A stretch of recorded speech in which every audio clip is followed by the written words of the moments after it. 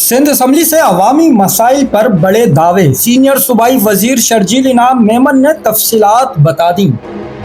Sindh assembly के इजलास में पीपल्स पार्टी के सीनियर वजीर शर्जील इनाम मेमन ने अवामी मसाइल के हल से मुताल्लिक तफसीली गुफ्तगू की। शहर में खुली कचहरी हो रही है और हर वजीर बारी बारी से एक एक डिस्ट्रिक्ट में जा रहा है और तमाम अवाम को बुलाया जाता है।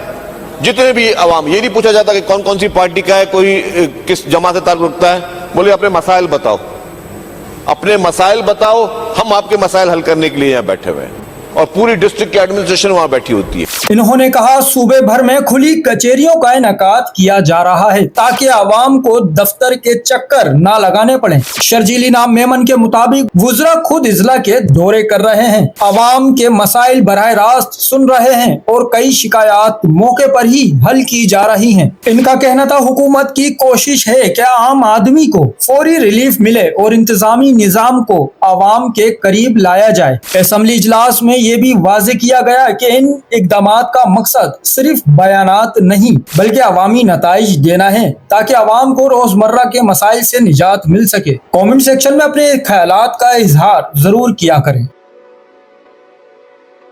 चैनल को सब्सक्राइब करें, फॉलो करें, वीडियो को लाइक और शेयर करें। शुक्रिया।